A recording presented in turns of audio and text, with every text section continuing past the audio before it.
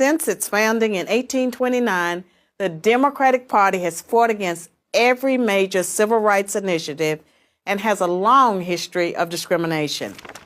The Democratic Party defended slavery, started the Civil War, opposed Reconstruction, founded the Ku Klux Klan, imposed segregation, perpetrated lynchings, and fought against the Civil Rights Acts of the 1950s and 1960s. In contrast, the Republican Party was founded in 1854 as an anti-slavery party.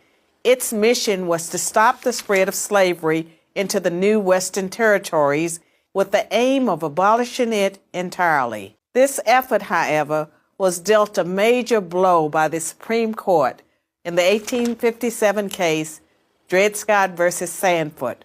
The court ruled that slaves aren't citizens, they are property. The 7 justices who voted in favor of slavery, all Democrats. The 2 justices who dissented, both Republicans. The slavery question was, of course, ultimately resolved by a bloody civil war.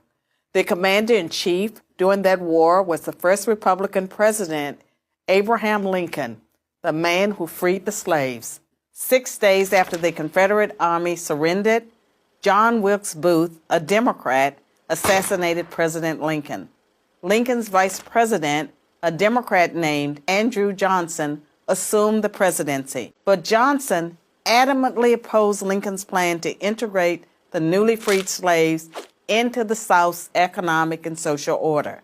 Johnson and the Democratic Party were unified in their opposition to the 13th Amendment, which abolished slavery, the 14th Amendment, which gave blacks citizenship, and the 15th Amendment, which gave blacks the vote.